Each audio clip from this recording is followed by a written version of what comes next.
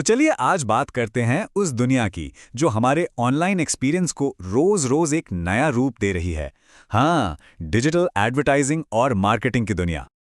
कभी सोचा है कि आखिर कैसे वो बिल्कुल परफेक्ट एड जो लगता है जैसे बस हमारे लिए ही बना हो, हमारे फोन या लैपटॉप तक पहुंच जाता है।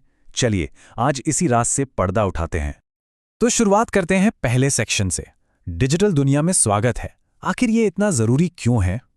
देखिए, जैसे जैसे हमारी जिंदगी ऑनलाइन शिफ्ट हो रही है ना, वैसे वैसे कंपनियों का हमसे बात करने का तरीका भी पूरी तरह से बदल गया है। देखिए, आज के टाइम में ऑनलाइन कंपटीशन इतना बढ़ गया है कि डिजिटल मार्केटिंग अब कोई ऑप्शन नहीं बल्कि ज़रूरत बन गई है। और ये सिर्फ एड्स दिखाने का खेल नहीं है। असली मकसद है सही लोगों तक पहुंचना, एक ब्रांड की पहचान बनाना और सबसे ज़रूरी ये देखना कि जो मेहनत की जा रही है उससे फ़ायदा हो भी रहा है या नहीं।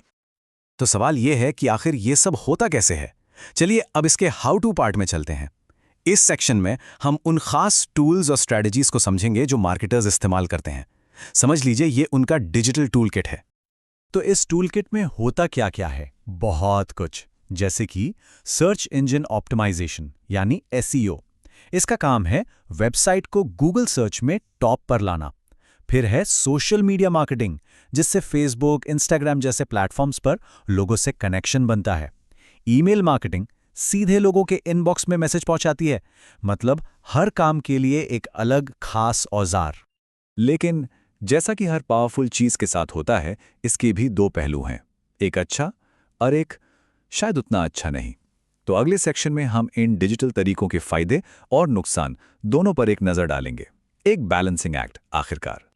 और यहां देखिए, एक परफेक्ट बैलेंस बनाना कितना जरूरी है। एक तरफ एड्स इतने टारगेटेड हो सकते हैं कि सही मैसेज बिल्कुल सही इंसान तक पहुंचे, लेकिन दूसरी तरफ यही बात प्राइवेसी की चिंता भी बढ़ाती है। सेम चीज यहां भी है।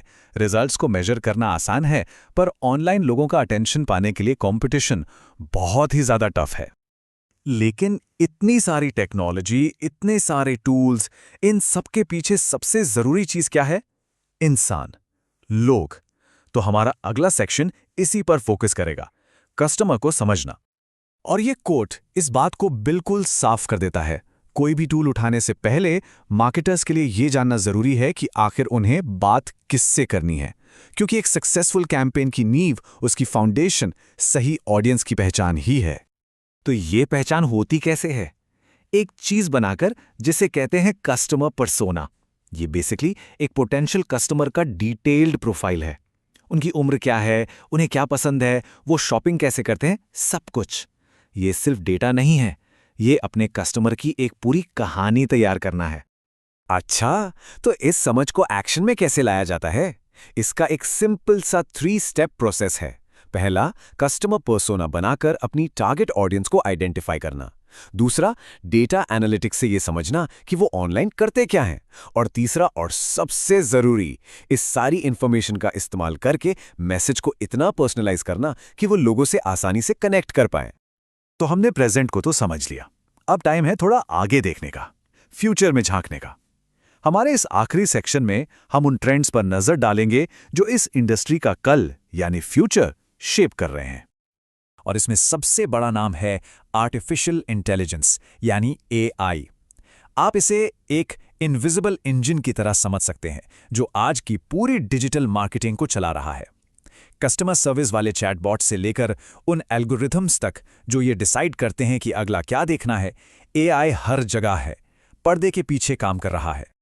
फिर आता है वीडियो मार्केटिंग।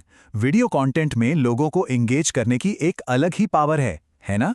ये ब्रांड्स को ऐसी कमाल की कहानियां सुनाने और प्रोडक्ट्स को शोकेस करने का मौका देता है जो टेक्स्ट या इमेजेस कभी नहीं कर सकते।